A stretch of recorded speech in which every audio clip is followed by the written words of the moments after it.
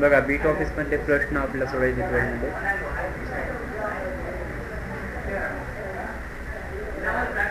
तर काय म्हणलं बघा, दिलेल्या डॉक्युमेंटमध्ये दुसऱ्या वाक्याला बोल्ड इफेक्ट अप्लाय करा म्हणलं. तर आता दुसरं वाक्य सिलेक्ट करून त्याला काय करायचं, बोल्ड करायचं. हे दिसते काही तर सिरियल नंबर दिलेत आपल्याला, तर याच्यातलं 2 नंबरचं वाक्य सिलेक्ट करायचं असेल. त्या 2 नंबरच्या बाजूला क्लिक केले की सिलेक्ट होते संपूर्ण. आणि याला काय करायचं, आपल्याला बोल्ड करायचं. बोल्ड करण्यासाठी इथं आपल्याला हे बीवर क्लिक करायचं. बीचं फुल फॉर्म आपल्याला खाली दाखवलं आहे, या बोल्डला क्लिक करायचं असेल. आणि त्यानंतर हे बोल्ड अप्लाय झाल्यानंतर याला सबमिट करायचं. समजलं. पुढचा प्रश्न बघा. तर दिलेल्या डॉक्युमेंटमध्ये 5व्या वाक्याला बोल्ड आणि अंडरलाईन स्टाईल अप्लाय करा म्हणजे. तर स्टार्ट करायचं याला. तर 5वं वाक्य आपल्याला सिलेक्ट करून काय करायचं आहे, बोल्ड आणि अंडरलाईनमध्ये. हे 5वं वाक्य असं सिलेक्ट करा. त्यानंतर बोल्डसाठी बीला क्लिक करायचं आणि अंडरलाईनसाठी यूला क्लिक करायचं. आणि हे बोल्ड आणि अंडरलाईन असं होईल. त्यानंतर याला सबमिट करा. दिलेल्या डॉक्युमेंटमध्ये 5व्या वाक्याचा फॉन्ट आपल्याला बोल्ड आणि स्ट्राईक थ्रू करा म्हणजे. तर याच्यासाठी काय करायचं, इथं हे 5वं वाक्य सिलेक्ट करायचं. त्यानंतर इथं काय करायचं, या बोल्डला क्लिक करायचं बीमध्ये.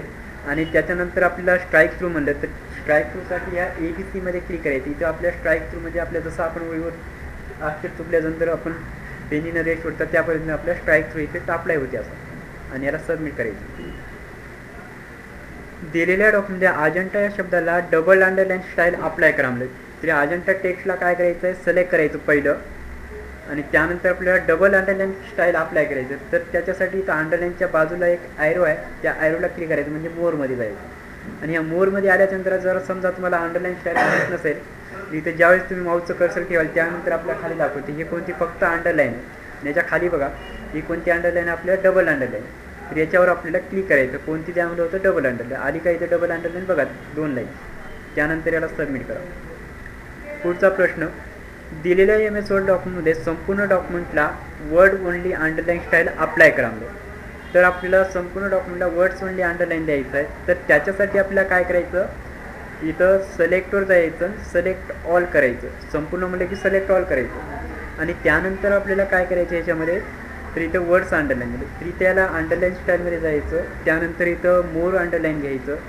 आणि याच्यामध्ये आपल्याला अंडरलाईन स्टाईल आहे, तर इथून आपल्याला वर्ड्स ओनली घ्यायची. आणि याला काय करायचं, ओके करायचं. आणि नंतर याला सबमिट करायचं. समजलं. पुढचा प्रश्न बघा.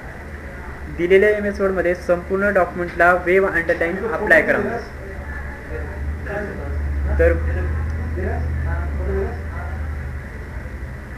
तर वेव अंडरलाईन स्टाईल आपल्या संपूर्ण डॉक्युमेंटला घ्यायचं आहे. आयडी पासवर्ड चेक करून घे, नाव चेक बरोबर आहे की सिंगल पासवर्ड GNDA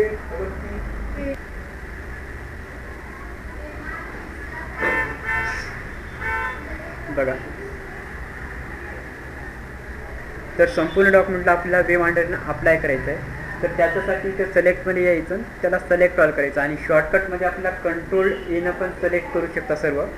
आणि त्यानंतर इथं अंडरलाईन स्टाईलच्या बाजूला क्लिक करा.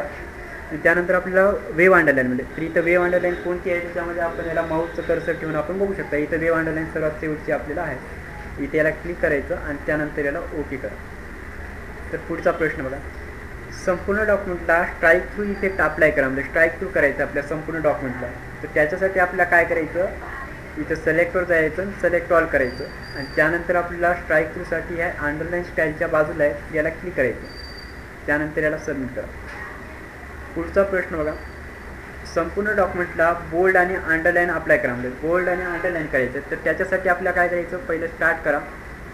आणि इथं संपूर्ण डॉक्युमेंट सिलेक्ट करायचं, सिलेक्ट ऑल. आणि त्यानंतर इथं बोल्ड करा. आणि याला अंडरलाईन द्यायचं, फक्त अंडरलाईनवर क्लिक करायचं. दिलेल्या डॉक्युमेंटमध्ये इंट्रोडक्शन टू द स्टडी या टेक्स्टला कॅलिग्री फॉन्ट अप्लाय करा म्हणजे आपल्याला फक्त काय करायचं, इंट्रोडक्शन टू द स्टडी हे टेक्स्ट संपूर्ण सिलेक्ट करायचं असं. आणि त्यानंतर आपल्याला फॉन्ट चेंज करायचं आहे. या फॉन्टमध्ये जायचं आणि याला इथं कॅलिग्री करायचं आहे फक्त. दिसते काय इथे या ठिकाणी क्लिक करा. आणि पुढचा प्रश्न. दुसऱ्या वाक्याची फॉन्ट साईज आपल्याला 14 करायचं आहे. तर दुसऱ्या वाक्याची फॉन्ट साईज आपल्याला 14 करण्यासाठी हे पहिलं सिलेक्ट करायचं वाक्य. आणि वाक्य सिलेक्ट केल्यानंतर इथं फॉन्ट स्टाईल आपण इथून पण आपण डायरेक्ट इथं टाईप करून एंटर करू शकता. किंवा इथून पण आपण याला साईज वाढवू शकता. आणि इथून याची साईज कमी पण करू शकता इथं. तर साईज आपल्या 14 करायचं, इथं आलं काय त्यामध्ये बघायचं या बॉक्समध्ये. त्यानंतर याला सबमिट करा. तिसऱ्या वाक्याचा फॉन्ट इफेक्ट आपल्याला सबस्क्रिप्ट करायचा आहे. तिसऱ्या वाक्याचा फॉन्ट काय करायचं, सबस्क्रिप्ट करायचं. तर त्याच्यासाठी आपल्याला काय करायचं, पहिले हे तिसरं वाक्य सिलेक्ट करा आणि त्यानंतर आपल्या सबस्क्रिप्ट म्हणलं, हे सबस्क्रिप्ट इथे ह्या ठिकाणी आणि सुपरस्क्रिप्ट म्हणलं असेल तर याच्या बाजूला आपलं सुपरस्क्रिप्ट आहे. आणि शॉर्टकटमध्ये पण करू शकता, कंट्रोल शिफ्ट प्लसनं सुपरस्क्रिप्ट होते आणि याच्यामध्ये बरोबर कंट्रोल इजिकल टू जे आहे आपल्याला सबस्क्रिप्ट होते. ठीक आहे. दिलेल्या डॉक्युमेंटमध्ये राईट मार्जिन आपल्याला 0.75 इंच असे सेट करा म्हणजे. तर राईट मार्जिन आपल्याला सेट करण्यासाठी ह्या लेआउट टॅबवर जावं लागेल आणि त्यानंतर मार्जिनवर क्लिक करायचं. त्यानंतर कस्टम मार्जिनवर क्लिक करायचं आणि इथं जे आपल्याला कोणती मार्जिन, राईट मार्जिन म्हणलं तर इथे राईट मार्जिन बघायचे. तर याच्यामध्ये भरपूर आहेत, लेफ्ट, राईट, टॉप, बॉटम असे आपल्या मार्जिन आहेत. आणि इथं गेजर नॉईज मार्जिन आहे, हे कट करा आणि त्यानंतर इथं 0.75 करायचं. त्यानंतर इंचसाठी डबल इनहेडेड कॉमा द्या आणि याला ओके करायचं. दिलेल्या डॉक्युमेंटमध्ये दुसऱ्या वाक्याचा फॉन्ट बदलून आपल्याला टाइम्स न्यू रोमन करायचं आहे. दुसऱ्या वाक्याचा फॉन्ट काय करायचं, आपल्याला टाइम्स न्यू रोमन करायचं. तर हे दुसरं वाक्य सिलेक्ट करा, इथं क्लिक करा. इथं TIMES टाकलं तरी आपल्याला इथं टाइम्स न्यू रोमन आलेलं आहे आणि याला एंटर केले की ते अप्लाय होते. एंटर करून त्याला सबमिट करायचं. दिलेल्या वर्ड डॉक्युमेंटमध्ये 7व्या वाक्याची फॉन्ट साईज आपल्याला 48 करा, म्हणजे साईज आपल्याला 48 करायचं आहे फॉन्ट साईज. तर इथं 7वं वाक्य सिलेक्ट करा. त्यानंतर इथं साईज किती करायचं आहे इथून करू शकता. याच्यात 48 साईज म्हणजे इथं क्लिक करायचं, नंबर दिसायला तर त्या नंबरवर क्लिक केलं तरी चालते आपल्याला. दिलेल्या वर्ड डॉक्युमेंटमध्ये टॉप मार्जिन आपल्याला 4.5 इंच असे सेट करा. तर मार्जिन सेट करण्यासाठी तुम्हाला माहिती आहे, आता मागं पण आपण लेआउट टॅबमध्ये जाऊन 0.75 इंच केले होते राईट मार्जिन. तर त्याच पद्धतीने आपल्या इथं टॉप मार्जिन सेट करायचं. तर लेआउटमध्ये या, मार्जिनमध्ये जा, कस्टम मार्जिनला क्लिक करायचं. त्यानंतर इथं टॉप मार्जिन आपल्याला क्लिक करायचं, 4.5 डबल इनवर्टेड कॉमा करायचं. दिलेल्या MS वर्डमध्ये तिसऱ्या वाक्याला बोल्ड, इटॅलिक आणि तसेच त्याची साईज जे आपल्याला 24 करा. तर याला काय करायचं, तिसरं वाक्य सिलेक्ट करायचं, पहिलं याला बोल्ड करायचं, त्यानंतर इटॅलिक करा म्हणलं, त्यानंतर आपल्या साईज पण इथं 24 करायची. तो असं दिलेल्या MS वर्डमध्ये तिसऱ्या वाक्याचा फॉन्ट आपल्याला बदलून सुपरस्क्रिप्ट करा म्हणजे. तर आपल्या सुपरस्क्रिप्ट करण्यासाठी पहिलं तिसरं वाक्य सिलेक्ट करा आणि इथं सुपरस्क्रिप्ट या ठिकाणी आपल्याला आहे, इथे क्लिक करायचं. दिलेल्या डॉक्युमेंटमध्ये तिसऱ्या वाक्याला रेड कलरने हायलाईट करा म्हणजे. रेड कलरनं आपल्याला हायलाईट करायचं. हायलाईट कलर याच्यातला कोणता आहे आणि फॉन्ट कलर कोणता आहे, याच्यामध्ये दोन्हीमध्ये थोडंसं चेंजेस आहे बघा. जर हायलाईट कलर म्हणलं तर आपल्याला पहिलं तिसरं वाक्य सिलेक्ट करा आणि हायलाईट कलर म्हणलं तर हे जे आपल्याला काय होते याच्यानं हायलाईट कलरनं, जे वाक्य आपण सिलेक्ट केल्या त्या वाक्याला कलर न देता अक्षराला त्या अक्षराच्या पाठीमागं कलर देणे म्हणजे ते बॅकग्राऊंडला कलर देणे, त्याला हायलाईट कलर म्हणतात. आणि जर समजा आपल्याला अक्षराला कलर द्यायचा असेल त्याला टेक्स्ट कलर पण म्हणतात किंवा त्याला फॉन्ट कलर म्हणतात. म्हणजे जे काही फॉन्ट सिलेक्ट केल्या त्या फॉन्टला तुम्ही कलर चेंज करू शकता. हे जे आपला फॉन्ट कलर आहे आणि हे जे आपल्याला हायलाईट कलर आहे आणि याला बॅकग्राऊंड कलर पण म्हणलं जातं. इथून आपल्याला हायलाईट कलर काय करायचं आहे, रेड करायचं आहे. या रेड कलरमध्ये क्लिक करायचं आहे. दिसते का इथं अक्षरच्या पाठीमागं बॅकग्राऊंडला कलर आलेला आहे.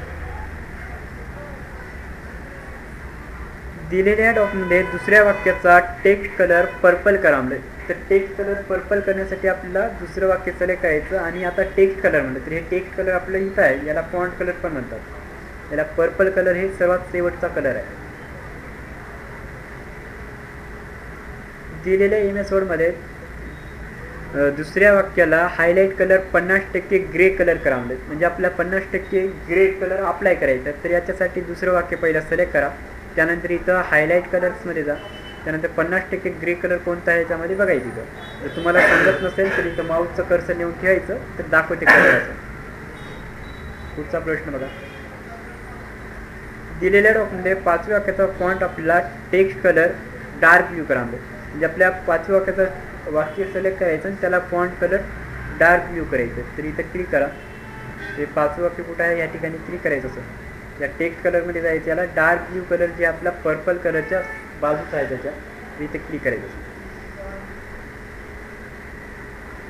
दिलेल्या डॉक्युमेंटमध्ये पहिले वाक्य येलो कलरने हायलाईट करावं. इथं जे आपलं पहिलं वाक्य दिलेलं आहे ते येलो कलरने हायलाईट करायचं, याला सिलेक्ट करायचं असं. त्यानंतर इथं हायलाईट कलर्समध्ये जायचं आणि याला येलो कलर करायचं. दिलेल्या डॉक्युमेंटमध्ये कीबोर्ड या टेक्स्टला कॅपिटलायझेशन बदलून आपल्याला अप्पर केस करायचं. हे जे कीबोर्ड टेक्स्ट आहे सर्व लेटर्स कॅपिटल करायचे. तर याला इथं क्लिक करा. त्यानंतर इथं क्लिक करायचं याला चेंज केसमध्ये आणि त्याला अप्पर केस करायचं. अप्पर केस केले की सर्व कॅपिटल लेटर्स होतात. आणि जर असं जर आलं चुकून तर याला कॅन्सल करा आणि याला नंतर सबमिट करा. दिलेल्या वर्ड डॉक्युमेंटमध्ये दुसऱ्या वाक्याची केस बदलून आपल्याला अप्पर केस करायचं. तर अप्पर केस करण्यासाठी काय करायचं की दुसरं वाक्य पहिलं सिलेक्ट करायचं, त्यानंतर चेंज केस आणि याला अप्पर केस करायचं. सेम तसंच आता जसं केलं होतं तसं. दिलेल्या डॉक्युमेंटमध्ये सर्व डॉक्युमेंटला कॅपिटलायझेशन बदलून आपल्याला लोअर केस करायचं. सेम तसंच आहे, फक्त आपल्याला कॅपिटलायझेशनच्या जागी लोअर केस करायचं. हे सर्व टेक्स्ट सिलेक्ट करायचं असं युनिट्सपासून आणि त्यानंतर चेंज केसवर जायचं आणि इथं अप्पर केसच्या वर आपले लोअर केस आहेत तरी इथे क्लिक करायचं.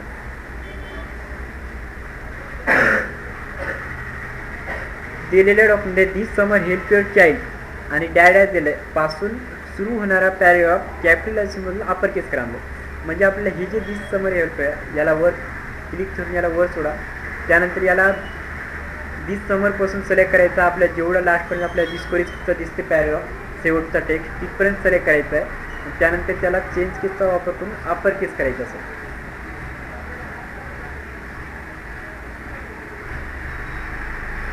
पुढचा प्रश्न दिलेल्या MS वर्डमध्ये द मॅन ऑफ एव्हरी या पॅरेग्राफपासून सुरू होणार म्हणलं. या नावापासून जे पॅरेग्राफ सुरू व्हायला त्या नाव सिलेक्ट करायचं, तेवढा पॅरेग्राफ त्या नावाचा पॅरेग्राफ. आणि त्यानंतर आपल्याला काय करायचं आहे पॅरेग्राफचा वापर करून त्याला जस्टिफाय करा म्हणलं. म्हणजे आपल्या दोन्ही साईडनं जे बाजू आहे समान पद्धतीने यायला पाहिजे म्हणजे त्याच्यासाठी जस्टिफाय करायचं. म्हणजे दोन्ही साईडनं जे आहे मागं पुढं जे टेक्स्ट झाले होते ते बरोबर होतात, त्याला जस्टिफाय म्हणतात.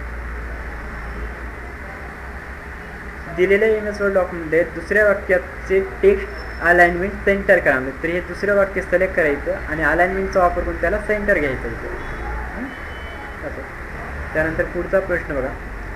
दिलेल्या MS वर्डमध्ये डॉक्युमेंट चौथ्या वाक्याची अलाइनमेंट जस्टिफाय करा. म्हणजे चौथं वाक्य सिलेक्ट करा.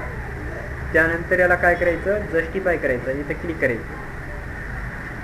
हे जस्टिफायला क्लिक करा आणि त्यानंतर याला सबमिट करा. दिलेल्या MS वर्डमध्ये डॉक्युमेंट जे आहे आपल्याला चित्र जे आहे आपल्या डॉक्युमेंटमध्ये एक चित्र दिलं आहे त्या चित्राला सिलेक्ट करून त्याला लेफ्ट अलाइनमेंट करा. म्हणजे त्याला लेफ्ट बाजूला टाकायचं आहे. चित्राला सिलेक्ट करा.